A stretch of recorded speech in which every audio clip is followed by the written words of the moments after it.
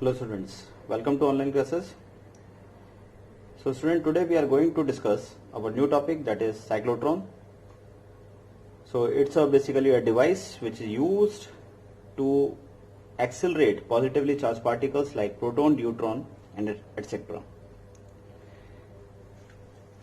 तो स्टूडेंट हमारा फर्स्ट आ जाता है साइक्लोट्रॉन, क्योंकि साइक्लोट्रॉन मैं फर्स्ट इसलिए कह रहा हूँ क्योंकि इसके बाद फिर हम करेंगे that is moving coil galvanometer. तो बैक टू बैक आप ये कह सकते हैं कि इसी पर्टिकुलर चैप्टर के अंदर आपको दो मेजर वर्किंग पढ़ने के लिए मिलेंगी। और अगर साइक्लोट्रॉन का क्वेश्चन आता है तो जनरली देखिए 5 मार्क्स का क्वेश्चन यहाँ से बनता है और बहुत सिंपल है, सिर्फ आपको इसकी वर्किंग समझनी है। एक बार आपको वर्किंग समझ में आ गई तो उसको आप अपनी लैंग्वेज में भी इसको लिख सकते हैं और जो बेसिक प्रिंसिपल्स हैं उसके ऊपर आपको ज्यादा ध्यान देना है। ठीक है, तो क्या क्या चीजें हमें इसके अंदर स्टडी करनी है। तो देखिए साइक्लोट्रॉन के अंदर सबसे पहले हमें स्टडी करना है कि साइक्लोट्रॉन होता क्या है, फिर इसके बाद हमें स्टडी करना है इसका बेसिक प्रिंसिपल क्या है। फिर इसमें एक कंडीशन आती है which is known as resonance condition. ये भी एग्जाम में कई बार पूछ लिया गया है कि रेजोनेंस कंडीशन साइक्लोट्रॉन में क्या होता है, तो उसको भी हम डिस्कस करेंगे। इसके अलावा कुछ हमारी टर्म्स हैं कि जैसे क्योंकि इट्स एक्सेलरेटर, तो क्योंकि एक एक्सेलरेटर है तो इसका मतलब चार्ज पार्टिकल की इसकी वेलोसिटी बढ़ जाती है, kinetic energy will increase. Then what will be the kinetic energy when the charge particle comes out from the accelerator. ठीक है, साइक्लोट्रॉन से जब बाहर निकलेगा तो उस वक्त काइनेटिक एनर्जी कितनी होगी, उसके लिए एक एक्सप्रेशन भी हमें फाइंड आउट करना है। Now the another very important thing about the cyclotron is that there are some limitations also. Cyclotron के साथ कुछ लिमिटेशंस भी हैं, उन लिमिटेशंस को भी हमें समझना है कि वो लिमिटेशंस क्या क्या है साइक्लोट्रॉन की। ठीक है, तो इस तरीके से टोटल मिला के 5 मार्क्स का क्वेश्चन आपका यहाँ पे बनता है। तो शुरुआत करते हैं सबसे पहले। तो देखिए साइक्लोट्रॉन होता क्या है। तो cyclotron it is a device by which the positively charge particles like proton, neutron etcetera can be accelerated. यानी ये एक तरीके का एक्सेलरेटर है जिसकी हेल्प से आप क्या काम कर सकते हैं, किसी भी charge particle like proton, neutron को एक्सेलरेट कर सकते हैं। जैसे कि आपने सुना होगा कि 2017 में एक एक्सेलरेटर हमने बनाया था, ठीक है, अर्थ के अंदर, और उसमें एक एक्सपेरिमेंट किया गया था गॉड पार्टिकल के नाम पर। ठीक है, तो वहां पर हमने एक सर्च किया था कि सबसे छोटा पार्टिकल, वर्ल्ड का सबसे छोटा पार्टिकल क्या है, जिससे हम ये कह सकते हैं। और उसको ये फाइंड आउट क्यों करना पड़ा, क्योंकि हमें ये जानना था कि अल्टीमेटली इतनी बड़ी यूनिवर्स बनी कैसे है। तो ऑब्वियसली बात है कोई सबसे पहला पार्टिकल आएगा which one is the smallest particle in the world. So that particle is known as Higgs boson. उस पार्टिकल को हम क्या कहते हैं, Higgs boson. Higgs boson and which is also known as God particle. इसको हम क्या बोलते हैं, गॉड पार्टिकल भी कहते हैं। तो ये 2017 में टेस्ट किया गया था जिसमें बहुत तेजी से पार्टिकल को एक्सेलरेट किया गया था। वो भी एक एक्सेलरेटर था, जैसे साइक्लोट्रॉन की तरह एक एक्सेलरेटर था, लेकिन उससे जो स्पीड डेवलप होती थी वो साइक्लोट्रॉन के कंपैरेटिवली बहुत ज्यादा हाई थी। और फिर उनमें जब हमने कोलाइड कराया, दो पार्टिकल्स को जब हमने उनको कोलाइड कराया, तो जब दो पार्टिकल कोलाइड हुए बहुत हाई स्पीड से, तो वो टूटे, और जब टूटने के बाद वो छोटे छोटे फ्रेगमेंट्स में जब वो कन्वर्ट हुए, तो वहां पर हमें एक सबसे छोटा पार्टिकल हमें मिला, यानी कि proton, electron, neutron, neutron, positron, इन सबसे भी सबसे छोटा पार्टिकल हमें मिला, and that particle is known as Higgs boson और गॉड पार्टिकल। तो ये तो मैंने आपको थोड़ा सा एक प्रैक्टिकल एग्जांपल बताया है। नाउ अगर हम बात करें, क्योंकि साइक्लोट्रॉन भी एक एक्सेलरेटर है, स्पीड बढ़ाने का एक मेथड है, एक डिवाइस है किसी पॉजिटिवली चार्ज पार्टिकल्स का, तो इसका बेसिक प्रिंसिपल क्या है। तो प्रिंसिपल ये है, it is based on the principle that a positively charge particle can be accelerated to sufficiently high energy with the help of electric field and magnetic field. यानी electric field और magnetic field की मदद से आप एक sufficiently high energy positively charge particle की कर सकते हैं, उसको बना सकते हैं। सो अगर आपके पास suppose both electric field, magnetic field दोनों है, तो उसकी हेल्प से आप क्या काम करेंगे, इसको एक्सेलरेट करेंगे हाई एनर्जी तक। ठीक है, तो ये तो इसका प्रिंसिपल हो गया, क्योंकि एग्जाम में प्रिंसिपल पूछा जाता है, तो इसलिए ये आपको लर्न करना पड़ेगा। That it is based on the principle that positively charge particle can be accelerated to sufficiently high energy with the help of electric field and magnetic field. Okay, now resonance condition में आपको बाद में समझाऊंगा, इसको थोड़ा सा हम late समझेंगे, लेकिन उससे पहले हम इसका कंस्ट्रक्शन देखते हैं कि इस कंस्ट्रक्शन में क्या क्या है। तो इसका डायग्राम थोड़ा सा समझते हैं। तो यहां पर आप देखेंगे कि ये आपके दो डीज हैं, D1 and D2। Now what is dees, तो आप इसे डी शेप है, ये आप देख सकते हैं डी शेप में है, एंड दे आर हॉलो, अंदर से ये है हॉलो चैम्बर्स हैं, ठीक है। तो जो भी आपका पार्टिकल होगा वो इसके अंदर घूमेगा, ठीक है। इनके बीच में D1 और D2 के बीच में एक गैप है, एक स्मॉल गैप हमने यहाँ पे बनाया हुआ है, ठीक है। इस गैप इन दोनों D1 और D2 को कनेक्ट किया एक ऑसिलेटर से। नाउ व्हाट इज ऑसिलेटर, देखिए ऑसिलेटर क्या है। ऑसिलेटर हम ये कह सकते हैं कि after certain interval of time it changes its polarity. Let's say एक ऑसिलेटर जो है वो ऑसिलेट कर रहा है, ऑसिलेटर लाइक पेंडुलम, तो एक बार पॉजिटिव में गया फिर नेगेटिव में गया, लाइक दिस। आप ऐसा कह सकते हैं कि एक पेंडुलम है, वो एक बार पॉजिटिव जा रहा है, एक बार नेगेटिव जा रहा है, एक बार पॉजिटिव। ऐसे ही हमारा जो करंट होता है वो भी कुछ पॉजिटिव नेगेटिव इस तरीके से चलता है। तो ऑसिलेटर आप ऐसा कह सकते हैं कि एक ऑसिलेटर की अगर मैं फ्रीक्वेंसी की बात करूं तो ये ऑसिलेटर की फ्रीक्वेंसी बनाई है, तो मैं ये कह सकता हूं कि हर एक सेकंड के बाद, ये 2 सेकंड, ये यानी मैं ये कह सकता हूं कि हर एक सेकंड के बाद ये अपनी पोलैरिटी को चेंज कर लेता है। यानी कि लेट्स से यहाँ पे 0 था तो 1 सेकंड जैसे ही हुआ तो ये तुरंत नेगेटिव हो गया, फिर इसके बाद अगले 1 सेकंड के अंदर ये दोबारा से पॉजिटिव हो गया। Now it changes its polarity after fixed interval of time. हर एक सेकंड के बाद ये अपनी पोलैरिटी को क्या करेगा, ऑटोमेटिकली चेंज करेगा, ठीक है। तो ये बेसिकली ऑसिलेटर इसलिए लगाया गया है सो दैट इलेक्ट्रिक फील्ड एक एग्जिस्ट करे D1 और D2 के बीच में, ठीक है। तो D1 और D2 के बीच में जो इलेक्ट्रिक फील्ड एग्जिस्ट करेगा that is only because of oscillator, ठीक है। इसके बाद यहाँ पर हमने एक विंडो दे रखी है, यहाँ पर इसको हम W से शो कर देता हूं मैं। W इज द विंडो, और ये विंडो इसलिए है कि जब ये पार्टिकल बहुत हाई एक्सेलरेट हो जाएगा, आउटर मोस्ट रेडियस में आ जाएगा, तो ultimately it comes out from the window and hit the target, target को हिट करेगा, ठीक है। तो क्योंकि उस वक्त इसकी एनर्जी बहुत हाई होगी तो ये टारगेट को जब हिट करेगा, तो ऑब्वियसली बात है यहाँ पे कई तरीके के एप्लीकेशन में हम इसको यूज कर सकते हैं। जैसे कि लेजर कटिंग होती है तो लेजर कटिंग की तरह इसको यूज कर सकते हैं, बड़ी बड़ी शीट्स को काटने के लिए हम यूज कर सकते हैं। सो this will be the target here. क्योंकि इस पार्टिकल में आप देख सकते हो कि यहाँ मैंने एक पाथ, रेड पाथ शो करा हुआ। Now this whole experiment is basically kept in between 2 strong magnets, north and south pole मैंने यहाँ पे ड्रॉ करे हैं, and it is acting such that the electric field is perpendicular to the magnetic field. Electric field जो है वो magnetic field के perpendicularly act करेगा, ठीक है। तो this is all about this. तो अब थोड़ा इसकी वर्किंग समझने की कोशिश करते हैं, ठीक है। So let's start the working. किस तरीके से हमारा ऑसिलेटर वर्क करता है, थोड़ा सा उसको समझने की कोशिश करते हैं। देखिए सबसे पहले हम क्या करेंगे कि जैसे ही हमने क्या करा कि चार्ज को हमने इंड्यूस किया D1 एंड D2 के अंदर, तो चार्ज को हमने इंड्यूस किया, तो जैसे हमने चार्ज, एक पॉजिटिव चार्ज को D1 और D2 के अंदर जैसे ही हमने यहाँ पर इंड्यूस किया, लेट से यहाँ पर हमने माना कि एक पॉजिटिव चार्ज डेवलप हो चुका है +Q, और जैसे ही मैंने +Q चार्ज को इंड्यूस किया तो पॉजिटिव चार्ज मैंने माना कि मेरा ऑसिलेटर जो है स्टार्टिंग में लेट से ये वाली साइड जो है वो उसकी पॉजिटिव है और ये वाली साइड लेट से उसकी नेगेटिव है। सो D2 will become positive and D1 will become negative, and because charge is positive so repulsive force act लगेगा D2 की साइड से एंड D1 की साइड पे अट्रैक्टिव। तो ये जो चार्ज होगा ये लीनियर मोशन करेगा क्योंकि इलेक्ट्रिक फील्ड एक्ट कर रहा है, electric field always act positive to negative, तो ये लीनियर मोशन करेगा और ये सीधा सीधा ऐसे चलता हुआ आएगा और ये यहाँ पर है।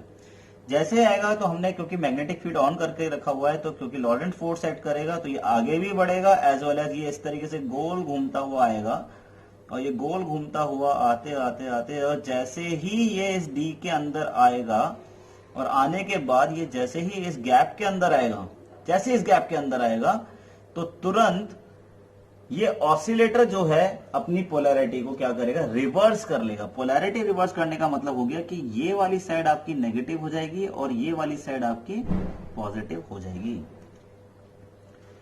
क्योंकि हमने इसको सेट कर रखा है कि 1 सेकंड के अंदर ये जैसे ही, इसका मतलब ये हो गया कि ये पार्टिकल भी 1 सेकंड के अंदर ही यहां पहुंचेगा, और जैसे 1 सेकंड के अंदर ये यहां पहुंचेगा तो तुरंत अपना ऑसिलेटर भी हमने क्योंकि 1 सेकंड पे सेट कर रखा है, इसको हम सेट कर सकते हैं, 1 पे कर सकते हैं, 2 पे कर सकते हैं, 3 पे कर सकते हैं, वो डिपेंड करेगा कि हमने कैलकुलेशन क्या करी हुई है, और कैलकुलेशन हम कर सकते हैं। ठीक है, तो कैलकुलेशन टाइम पीरियड का मैंने अभी आपको इससे पहले फर्स्ट लेक्चर जो बताया था इस पर्टिकुलर चैप्टर के अंदर, उसमें मैंने आपको बताया था कि कैलकुलेशन किस तरीके से होती है।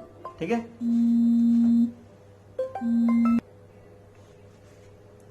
ओके।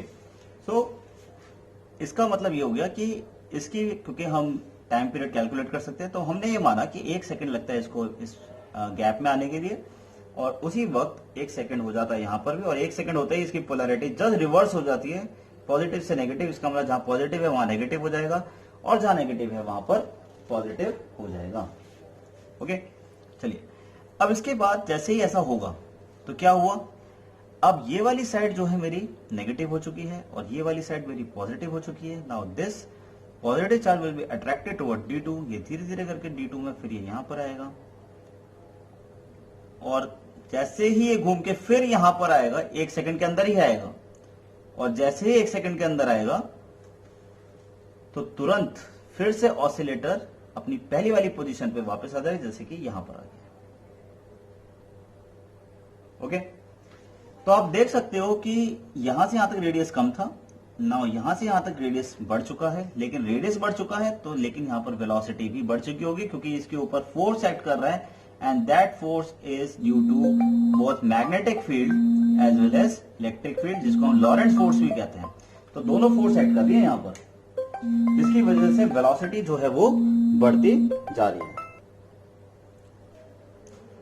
तो इसी तरीके से इसके बाद ये फिर दोबारा से यहां पर आने के बाद पोलैरिटी रिवर्स हो जाएगी, तो ये हमारा नेगेटिव हो जाएगा, ये पॉजिटिव, फिर से ऐसे घूमेगा, और करते करते जैसे जैसे ये इसका रेडियस बढ़ता जाएगा, जब तक ये आउटर मोस्ट रेडियस तक पहुंचेगा, उस वक्त ये जो पॉजिटिव चार्ज है मैक्सिमम वेलोसिटी एक्वायर कर चुका होगा, हाईली काइनेटिक एनर्जी एक्वायर कर चुका होगा, and it finally comes out from the window and hit the target. So in this way we can increase the velocity of positively charge particles. इस तरीके से हमने इसकी वेलोसिटी को क्या कर सकते हैं, बढ़ा सकते हैं। ओके, ठीक है, तो इस तरीके से इसका एक्सप्लेनेशन है, ये इसकी बेसिक वर्किंग है।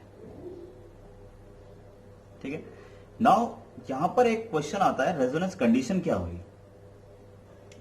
देखिए, रेजोनेंस का मतलब क्या है, the frequency of alternating potential. Now frequency of alternating potential, frequency of alternating potential किसकी है, ये है हमारी फ्रीक्वेंसी ऑफ ऑल्टरनेटिंग पोटेंशियल, यानी कि ऑसिलेटर, क्योंकि ये हमारा ऑसिलेटर था, यानी इसकी फ्रीक्वेंसी और आपकी फ्रीक्वेंसी ऑफ रिवोल्यूशन और चार्ज पार्टिकल की घूमने की फ्रीक्वेंसी अगर दोनों की बराबर है, इक्वल है विद इन द डीज, तो ये हमेशा बराबर होनी चाहिए, और ये बराबर है भी। देखिए कैसे बराबर है, जब ये 1 सेकंड में यहां पहुंचता था तो आपका चार्ज पार्टिकल भी 1 सेकंड में हाफ साइकिल कंप्लीट करता था, फिर ये 1 सेकंड के अंदर फिर दोबारा एक हाफ साइकिल कंप्लीट करता था, तो ये भी 1 सेकंड के अंदर अपनी हाफ साइकिल कंप्लीट करता था।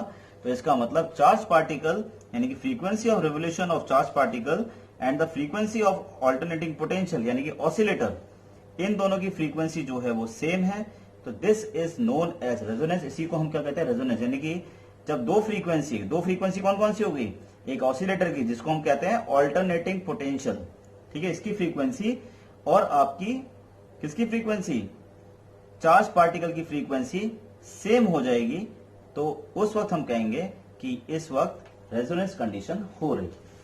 तो साइक्लोट्रॉन के अंदर हमेशा रेजोनेंस कंडीशन होनी चाहिए, तभी ये एक्सेलरेट करेगा up to a very maximum kinetic energy.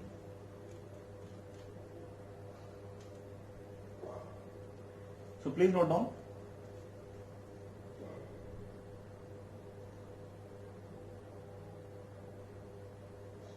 Okay, तो स्टूडेंट मैं आपको बता दूं कि ये तो हो गया हमारा वर्किंग, ठीक है। तो अब तक हमने क्या क्या पढ़ लिया है, तो मैं आपको थोड़ा सा बता दूं कि एक तो हमने ये पढ़ा कि साइक्लोट्रॉन होता क्या है, प्रिंसिपल हमने पढ़ लिया है, रेजोनेंस कंडीशन हमने देख लिया है, इसके अलावा हमने इसका कंस्ट्रक्शन भी समझ लिया कि कंस्ट्रक्शन किस तरीके से, और इसकी वर्किंग भी हमने समझ ली है, ठीक है। अब मैं आपको बता दूं कि इसके बाद जो अगला है हमारा वो है हमारी इसकी लिमिटेशंस क्या क्या है और इसके डेरिवेशंस क्या क्या है। ओके, तो उसको भी हम देख लेते हैं। और मैं आपको बता दूं कि इसमें आपको कुछ भी हाल फिलहाल में नोट करने की जरूरत नहीं है, क्योंकि मैं आपको इसके जो नोट्स हैं वो आपको स्टडी मटेरियल में मिल जाएंगे।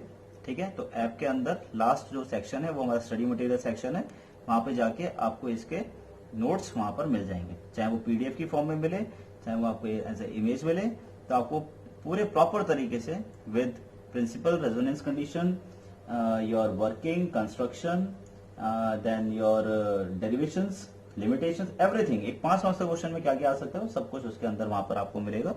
तो इस पर्टिकुलर वीडियो को तो बस आप सुनिए, समझिए, और मैं फिर आप सभी को बोलूंगा कि always use your headphones whenever you are taking any live classes और ऑनलाइन क्लासेस, तो हेडफोन्स लेके ही उसको जरूर सुने, अदरवाइज आपको शायद उतना क्लियर समझ में नहीं आएगा। ठीक है, चलिए अब बात आती है हमारी इसके लिमिटेशंस की। चलिए लिमिटेशंस देखते हैं।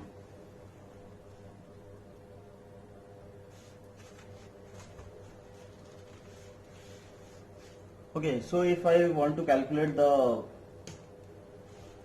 मैक्सिमम वेलोसिटी, तो सबसे पहले तो अगर हम बात करें कि वी ऑलरेडी नो दैट कि अगर there are two forces acting here, magnetic field and electric field, that is Lorentz force, तो वहां पर ये बात भी हमें पता है कि अगर ये सर्कुलर मोशन में है तो इसका मतलब ये हो गया कि यहाँ पर क्यू वी बी जो है वो बराबर हो जाएगा हमारे m b square over r के।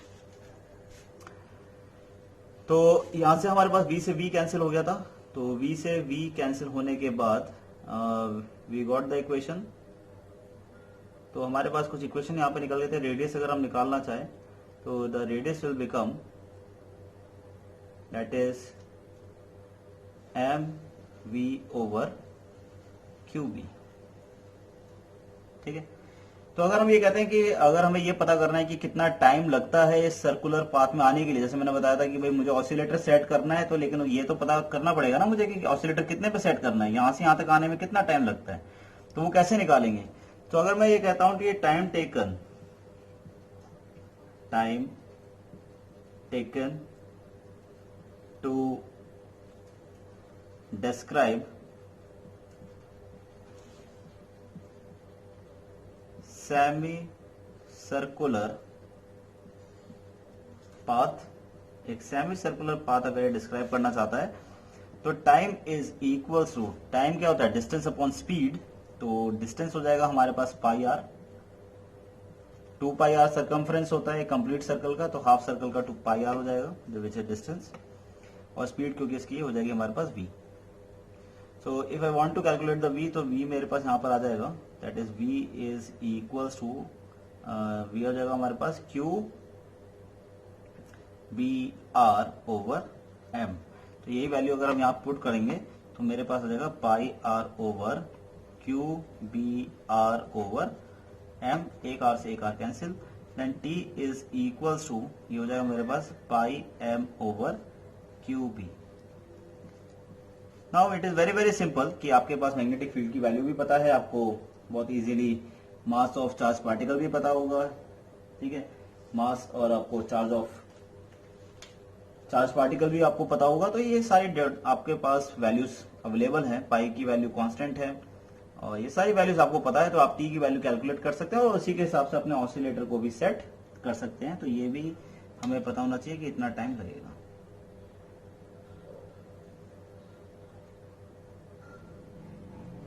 ठीक है, तो इसी तरीके से ये तो होगी हमारे पास सेमी सर्कुलर पाथ के लिए। और and to find out the total, if I find out the time period, ठीक है, टाइम पीरियड अगर हम कैलकुलेट करना चाहते हैं तो टाइम पीरियड कैलकुलेट करने के लिए क्या करना पड़ेगा, that is time period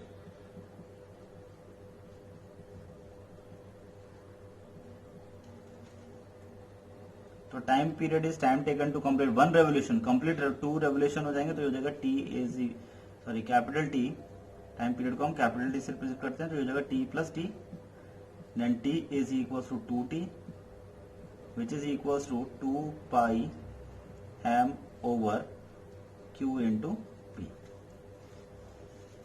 So this much will be the time period.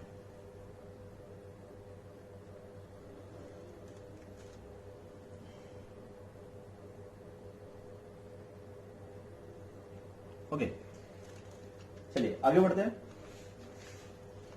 तो ये सब कुछ आपको मिलेगा उसी नोट्स के अंदर, तो बस आप देखते जाइए कि किस तरीके से इसको हम फाइंड आउट करना चाह रहे हैं और क्या क्या हमें जरूरत पड़ेगी या क्या क्या पूछा जा सकता है एग्जाम में। आपसे पूछा जा सकता है कि इसकी फ्रीक्वेंसी बताइए कि what is the frequency here, कितनी फ्रीक्वेंसी होगी। तो अगर आपसे कहता है कि what is angular frequency here, angular frequency, तो angular frequency which is omega, और ओमेगा निकालने के लिए we already know that omega is equals to 2 pi over capital T formula होता है। Then omega is equals to 2 pi over, और इसका formula capital T का हम क्या होता है 2 पाई, अभी हमने जस्ट फाइंड आउट किया था, that is 2 pi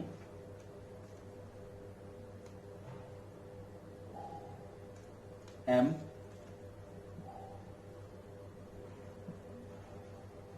over Q B. तो 2 पाई से 2 पाई कैंसिल हो जाएगा, तो फाइनली हमारे पास आ गया क्यू बी ओवर एम। तो दिस इज एंगुलर फ्रीक्वेंसी। और अगर आपसे ये कहता है कि what is linear frequency here, तो लीनियर फ्रीक्वेंसी अगर आपसे पूछता है कि what is the linear frequency, तो लीनियर फ्रीक्वेंसी भी एग्जाम में पूछा गया है। तो लीनियर फ्रीक्वेंसी को हम जनरली न्यू से रिप्रेजेंट करते हैं।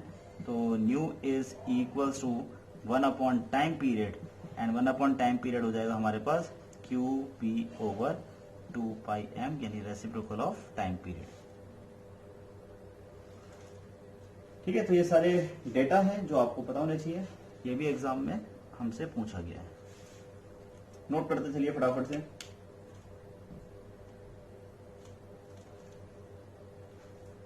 ओके, नाउ इसके बाद आपसे पूछा जाएगा कि काइनेटिक एनर्जी निकालिए, कि what is the kinetic energy, relation निकालिए काइनेटिक एनर्जी का। तो वो किस तरीके से कर सकते हैं, तो देखिए उसके लिए सबसे पहले तो हमें कुछ चीजें लेट करनी पड़ेगी। तो if I say let v naught is the maximum velocity of charged particle at outermost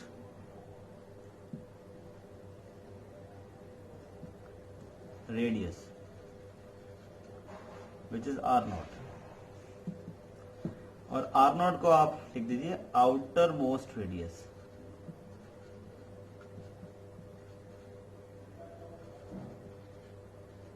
ठीक है, तो सबसे आउटर मोस्ट रेडियस जो है इसको हमने आर नॉट से रिप्रेजेंट किया है, और इसी रेडियस पर क्या वेलोसिटी है उसको हमने वी नॉट से रिप्रेजेंट किया है। So the kinetic energy, so the maximum kinetic energy of charge particle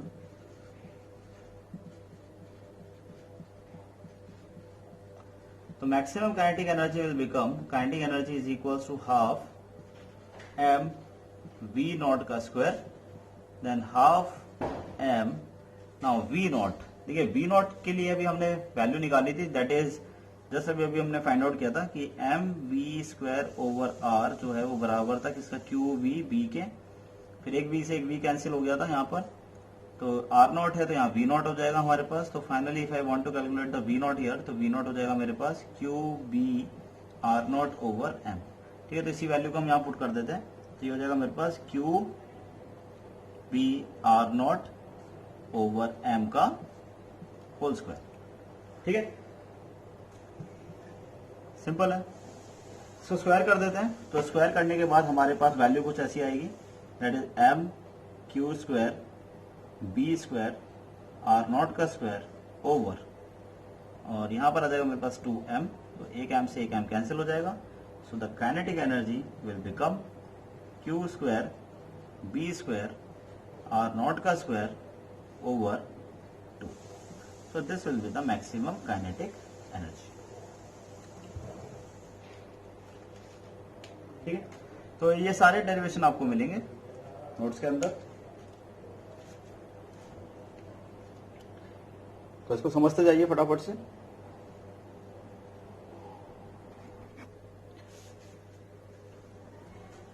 okay student, तो हमारा फर्स्ट लिमिटेशन आ जाता है, that is ion can not move with a speed beyond a certain limit in a cyclotron.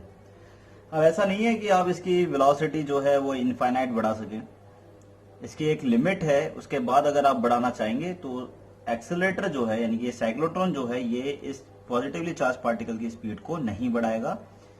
इसका मतलब ये एक point पर आके सैचुरेट हो जाता है। तो ऐसा क्यों हुआ, तो उसकी वजह समझने की कोशिश करते हैं। तो बेसिकली हमारे पास जो फॉर्मूला होता है वो है m is equals to M naught under root 1 minus V square over C square. ये आइंस्टीन का बहुत फेमस रिलेटिविटी थ्योरी से आया हुआ एक फॉर्मूला है। और ये कहता है कि अगर let's I say the velocity is increase to a certain limit, एक बहुत हाई स्पीड अगर हम कहते हैं कि हाई स्पीड एक्वायर करने की कोशिश करते हैं, तो if I increase the velocity at a very high value, तो v की वैल्यू बढ़ाने से क्या होगा कि ये 1 की वैल्यू जो है यानी ये जो टर्म है ये छोटी हो जाएगी, यानी कि this term will be small, क्योंकि 1 में से माइनस ज्यादा हो जाएगा तो वो छोटा हो जाएगा। और अगर डिनोमिनेटर मेरा छोटा हो जाएगा तो ऑब्वियस सी बात है द मास विल इंक्रीज। इसका मतलब mass of this ion will definitely increase. अब अगर मैं ये कहता हूं कि इस मास अगर ये बहुत ज्यादा बढ़ जाएगा, तो ये बात तो हमने पढ़ा था कि time taken to describe semi circular path is pi M over Q B. तो अगर ये मास बहुत ज्यादा बढ़ जाएगा तो इसको टाइम जो है वो ज्यादा लगेगा। इसका मतलब ये हो गया कि इसको यहां से लेकर यहां तक पहुंचने में ज्यादा टाइम लगेगा। यानी कि इसको कितनी देर में पहुंचना था, वैसे तो इसको पहुंचना था कितनी देर में, 1 सेकंड में, लेकिन 1 सेकंड में ना पहुंच के इसको क्या होगा, ये टाइम ज्यादा लेगा क्योंकि इसका मास बढ़ चुका है। रिलेशन हमारा ये कह रहा है मास बढ़ने की वजह से ये धीरे धीरे यहां पर पहुंचेगा। और होगा क्या कि जब ये कहीं बीच में यहां कहीं होगा, डी के अंदर यानी D1 के अंदर होगा, उसी वक्त पोलैरिटी जो है वो चेंज हो जाएगी, क्योंकि इसको ज्यादा टाइम लग रहा है, यानी 1 सेकंड यहीं पर हो जाएगा इसको, और तुरंत ये नेगेटिव हो जाएगा, यानी कि इसकी पोलैरिटी रिवर्स हो जाएगी। तो ये पॉजिटिव था, ये नेगेटिव था, तो इसकी जो वेलोसिटी है यानी कि ये जो D2 है ये इसको अट्रैक्ट नहीं कर पाएगा। और अगर ये इसको अट्रैक्ट नहीं कर पाएगा, क्यों नहीं कर पाएगा, क्योंकि इसकी पोलैरिटी रिवर्स हो चुकी है। ठीक है, तो अगर ये रिवर्स हो चुकी है और ये 1 अब ये नेगेटिव, क्योंकि पहले इसको अट्रैक्ट यहां से करना था, अब इसको अट्रैक्ट यहां से करना है, तो मोर फोर्स की रिक्वायर्ड है जो कि हमारे पास अवेलेबल नहीं है।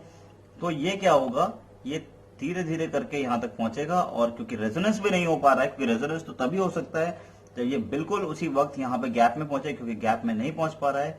यही वजह है कि इसकी स्पीड को फर्दर इंक्रीज नहीं किया जा सकता, क्योंकि रेजोनेंस नहीं हो पा रहा है। ठीक है, रेजोनेंस के लिए टाइम दोनों का सेम होना चाहिए, यानी इसको भी 1 सेकंड में यहां पहुंचना है तभी ये अपनी पोलैरिटी रिवर्स करे। लेकिन अभी हाल फिलहाल के केस में ऐसा नजर आ रहा है कि वेलोसिटी बढ़ने से मास बढ़ जाता है, मास के बढ़ने से टाइम बढ़ जाता है। यानी कि टाइम का मतलब हो गया कि जो यहां से यहां तक पहुंचने के लिए इसको अगर 1 सेकंड लग रहा था, अब इसको लगता है 2 सेकंड, तो 1 सेकंड इसका यही हो जाता है। तो D2 जो है इसको अट्रैक्ट इतनी दूरी से नहीं कर पाएगा और इसकी वेलोसिटी जो है फर्दर इंक्रीज नहीं हो पाएगी। ये इसकी रीजनिंग हो जाएगी। ठीक है, चलिए सेकंड को देखते हैं, सेकंड नंबर को। Okay, so electrons can not be accelerated by cyclotron. तो इलेक्ट्रॉन्स यानी नेगेटिवली चार्ज पार्टिकल्स को हम साइक्लोट्रॉन की मदद से इसको एक्सेलरेट नहीं कर सकते हैं। और क्यों नहीं कर सकते हैं, तो उसकी वजह यह है कि वी ऑलरेडी नो दैट कि इलेक्ट्रॉन का जो मास होता है वो बहुत कम होता है। तो because the mass of electron is very very small, mass of electron is very small,